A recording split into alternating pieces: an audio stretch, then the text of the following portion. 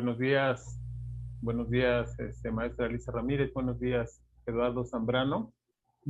Eh, pues los saludo y también doy la bienvenida como invitado y como parte de esta charla de hoy, agradeciendo, si me lo permiten, también de parte de Eduardo y de Elisa, a la Universidad Nacional Autónoma de México, a través de la Dirección General de Publicaciones y Fomento Editorial, por esta invitación en el marco de la Feria del Libro de Antropología, en la que vamos gratamente a hablar de una publicación que hizo este año, no necesariamente este año, nos salió ahora,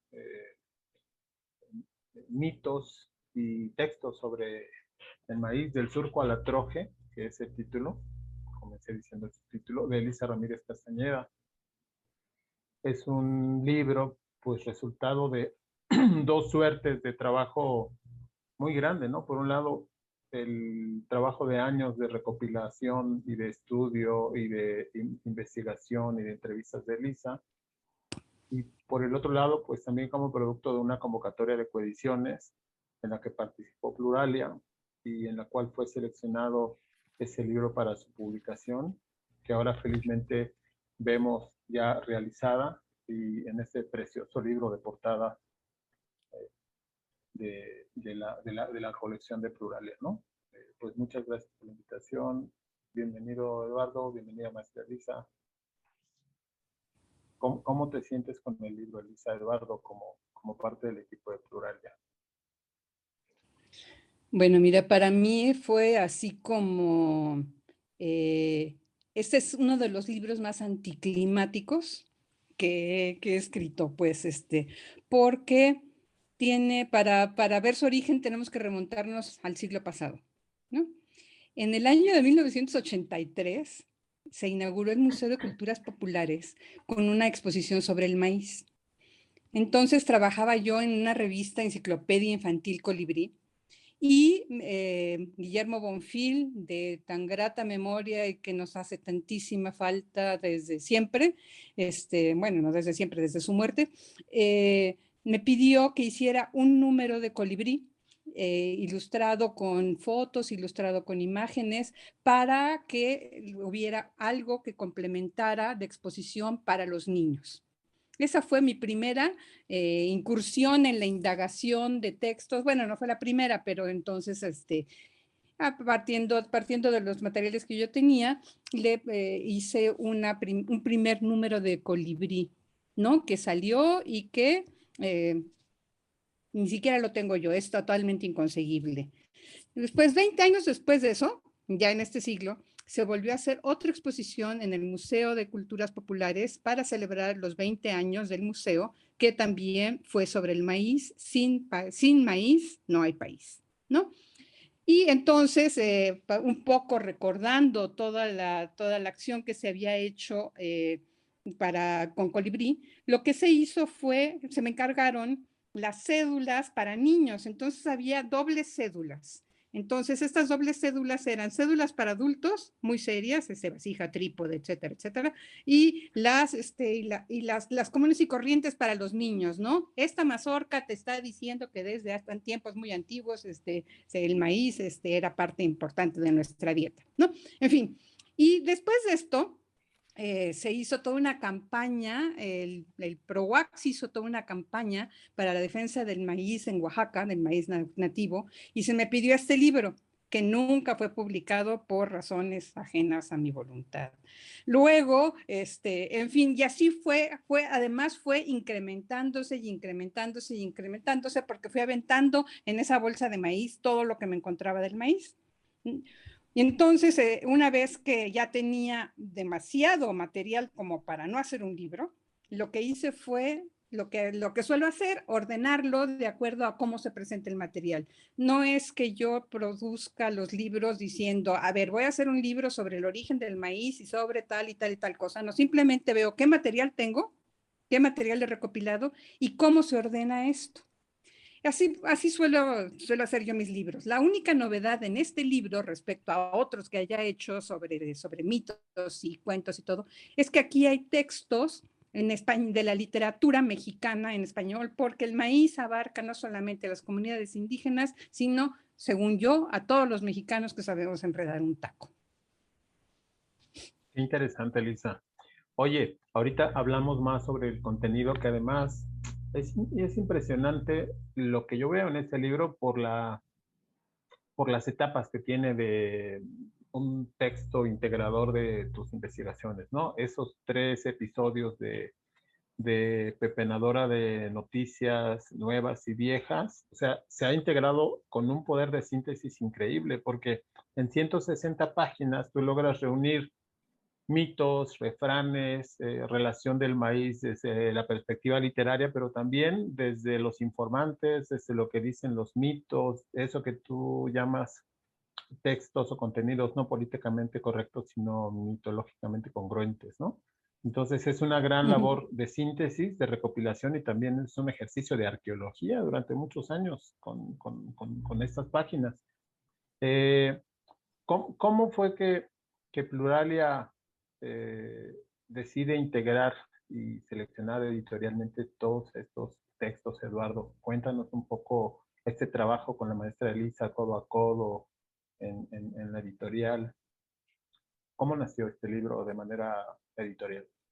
Bueno, en realidad el trabajo, ¿qué tal? ¿Cómo están? Bueno, en realidad el trabajo editorial con Elisa, es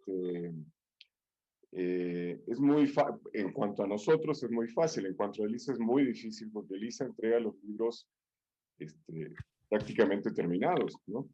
Si acaso hay que hacer alguna corrección y esto, ¿no? Lo que hacemos con Elisa, nosotros tenemos varios títulos de Elisa, afortunadamente, donde efectivamente vemos este ordenamiento que hace de distintos temas que ella veo, donde ha estado presente por alguna razón. Y lo que hacemos sencillamente es recibir esos textos de ella, ¿no? Trabajar un poco en cuestiones, digo, bastante elementales, pero los libros vienen prácticamente hechos. Más bien, vienen hechos, o sea, no prácticamente, vienen hechos.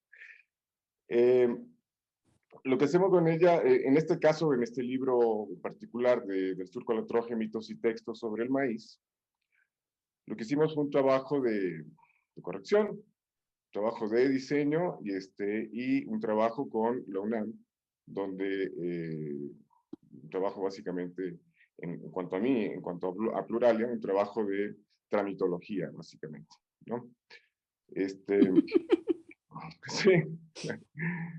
Que fue fluido y fue fantástico, ¿no? La verdad no hubo ningún problema.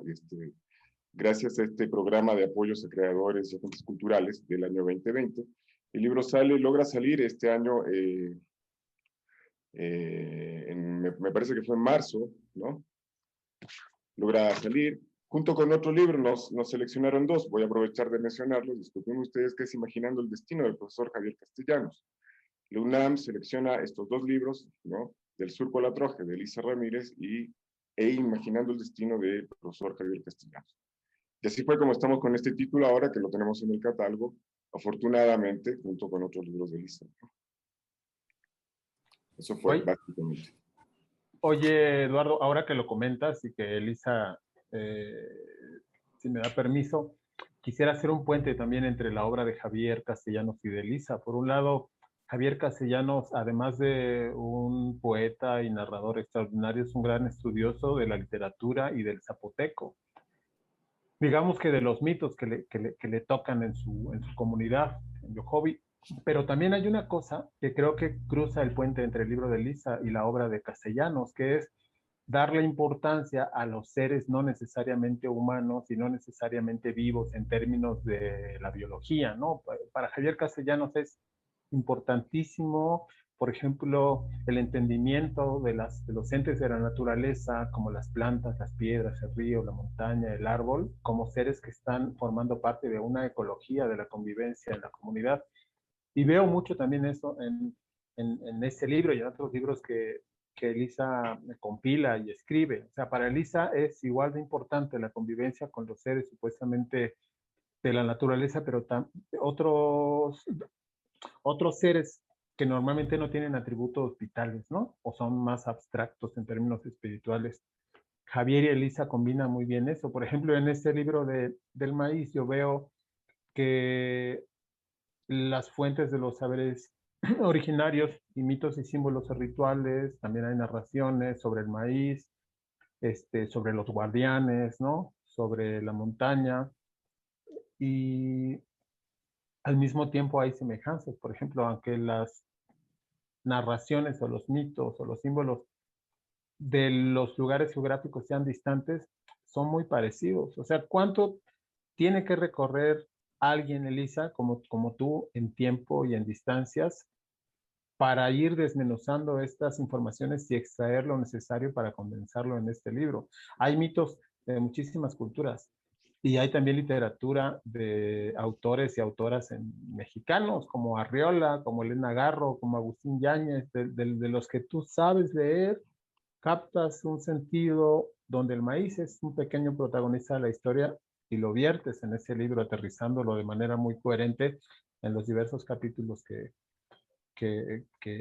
lo componen. O sea, a mí me parece impresionante que en estas páginas puedas tener tantas fuentes. Además, hay un glosario, hay una bibliografía, pero el libro prácticamente lo vas contando porque no lo segmentas de manera episódica. O sea, es casi una narración entera sobre muchos hechos e historias del maíz en México.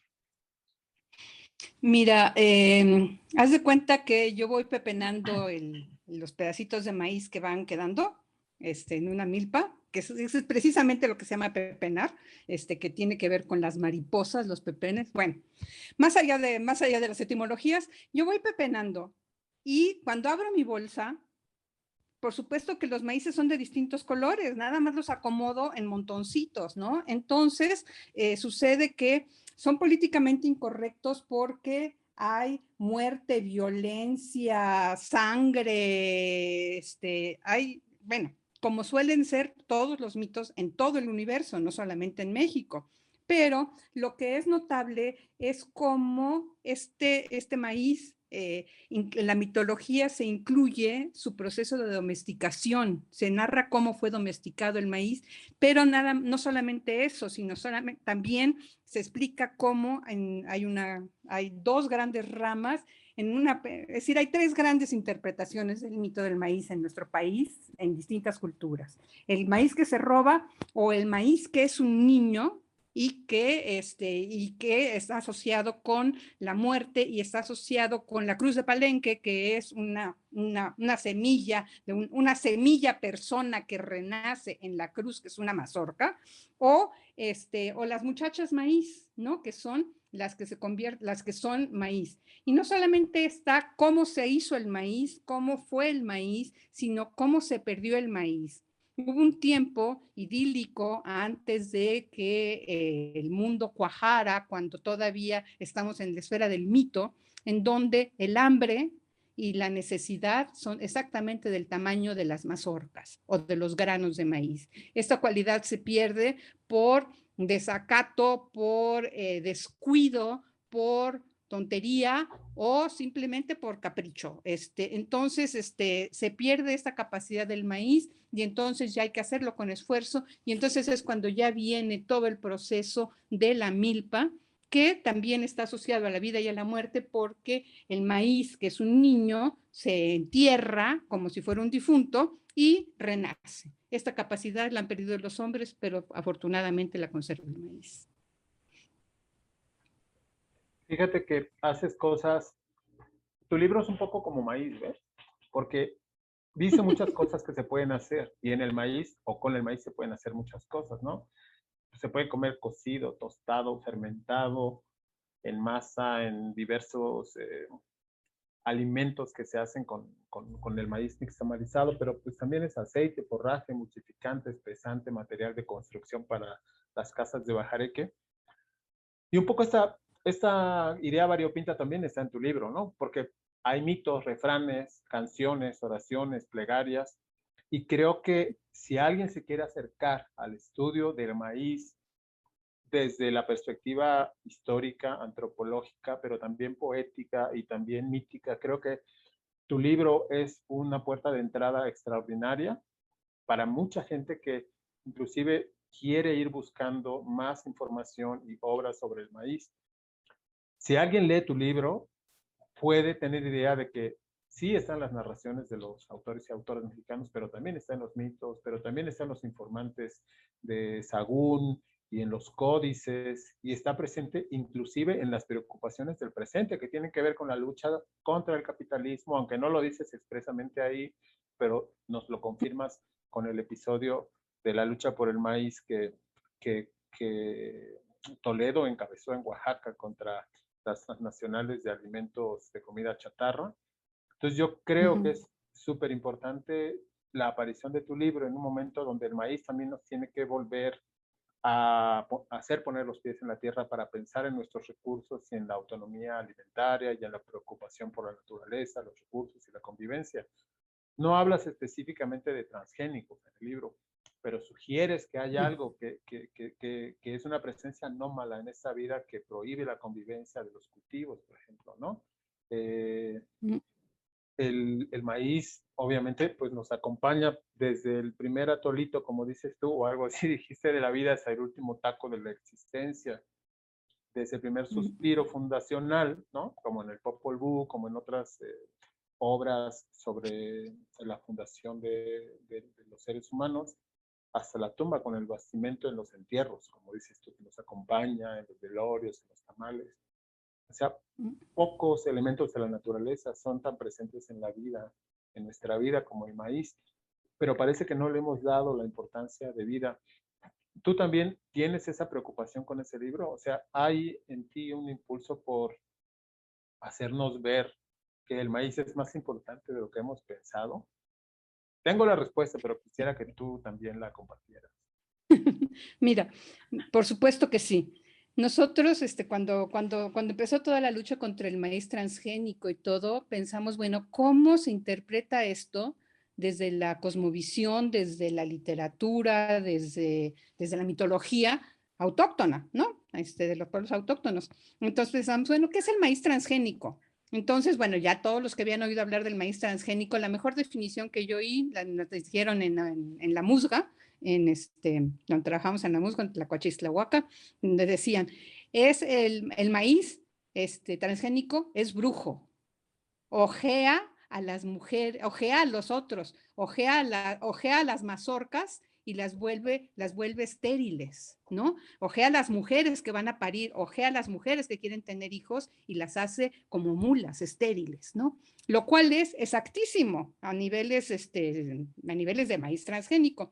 Bueno, esa es una. Por supuesto que yo no solamente equiparo la existencia del maíz con la existencia de las culturas nativas, ¿no? Y de cómo demonios persiste, existe y está en nuestras vidas, aunque no la veamos, todo el tiempo, ¿no? Es decir, no hay mexicano que no tenga relación con el maíz, sea por la vía culinaria o sea por la vía económica, lo que tú quieras, pero no hay quien no coma maíz, ¿no? Así como está en todas las casas el maíz, así deberían de estar los indígenas, porque son igual de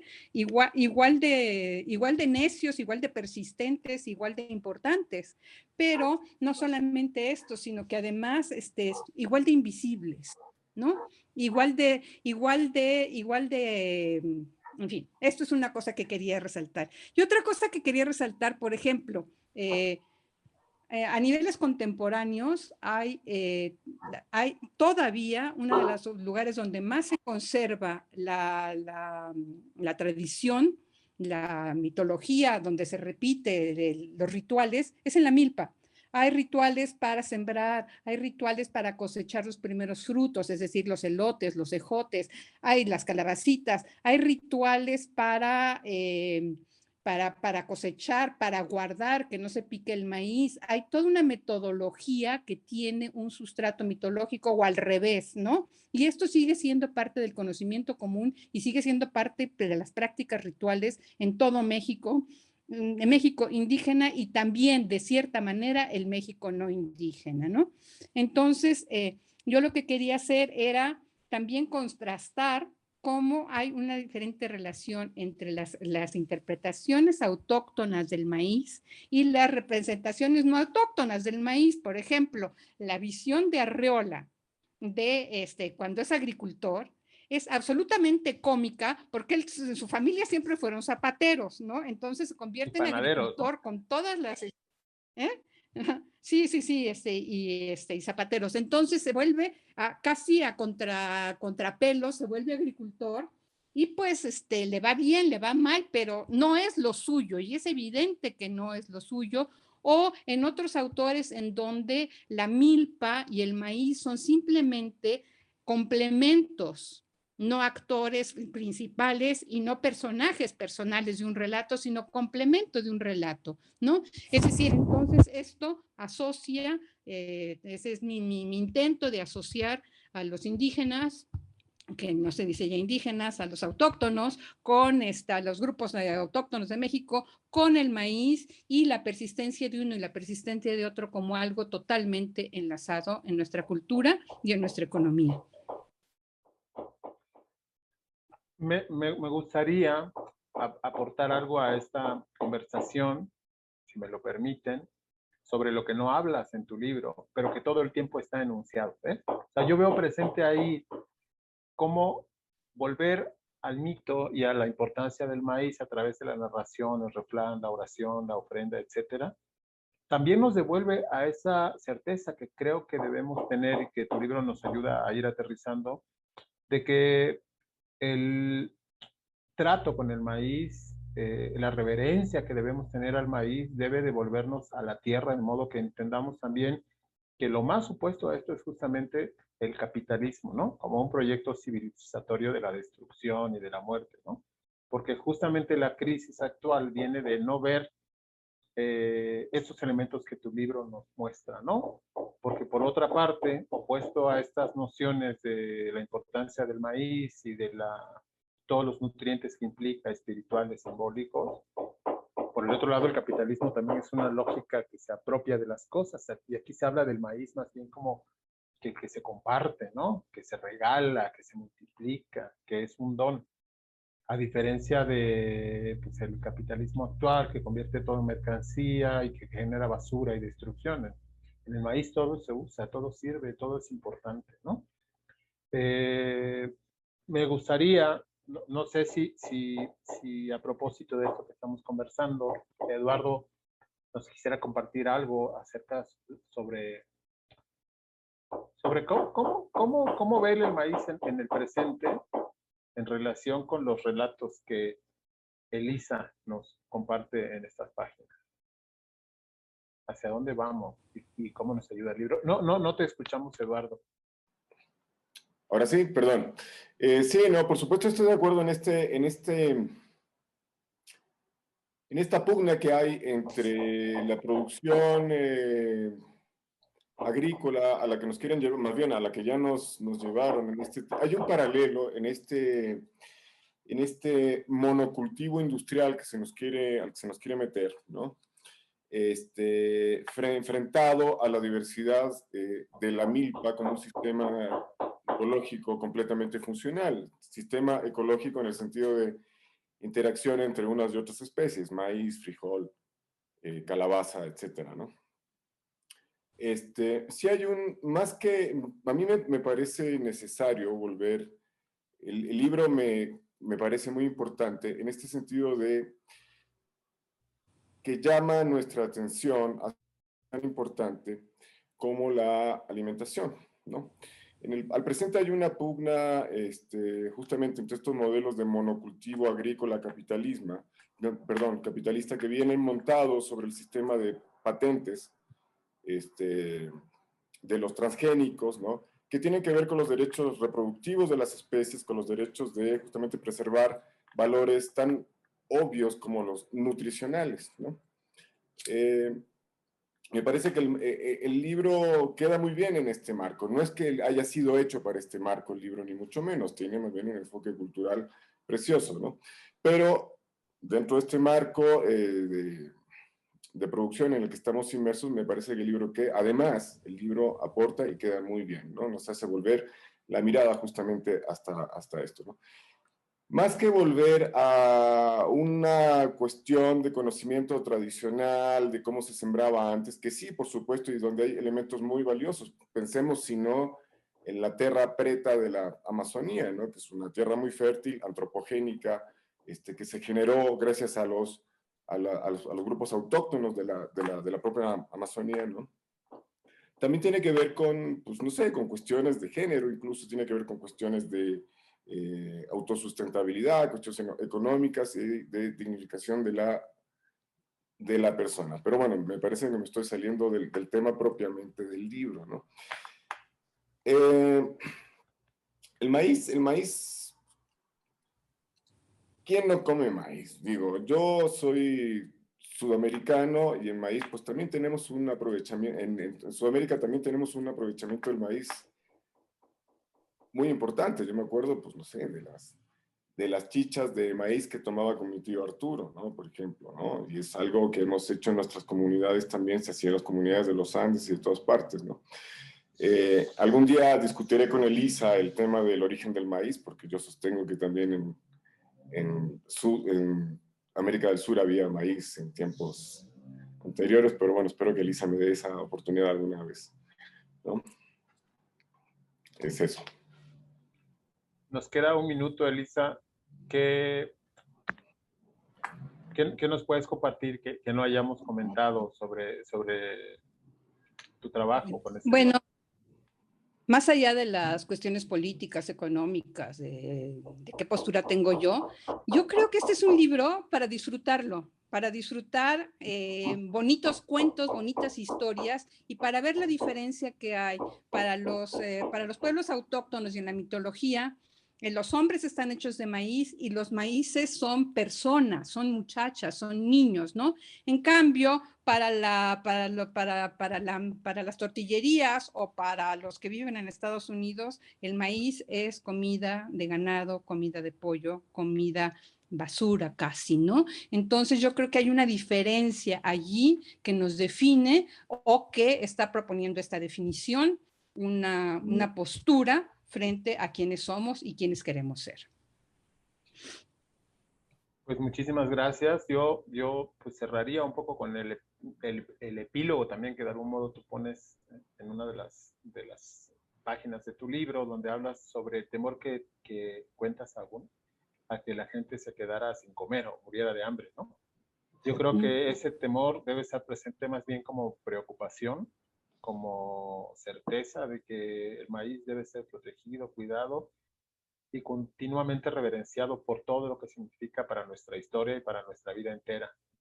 Entonces, yo te agradezco muchísimo haber escrito este libro precioso, Elisa, a Plural y a haberlo editado, a la UNAM, haber contribuido a que pudiera ver la luz después de algunos años que estaba ahí guardado editorialmente en un cajón y que por fin para los lectores va a ser materia de mucho disfrute en estas páginas donde tú nos vas a proporcionar toda esta información y contenidos que a lo largo de los años enriquece nuestras perspectivas y saberes sobre el maíz que tanta falta hacía justo en ese momento, que creo que es un momento oportuno para que el libro empiece a circular en la UNAM, en las librerías.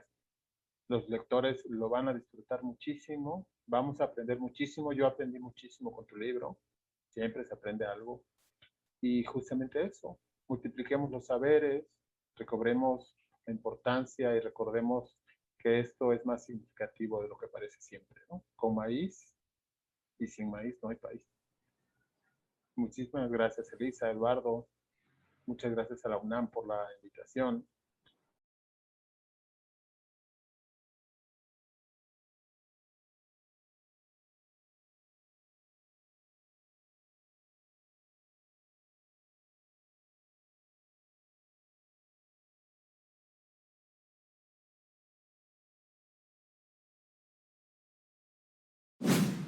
Gobierno de México.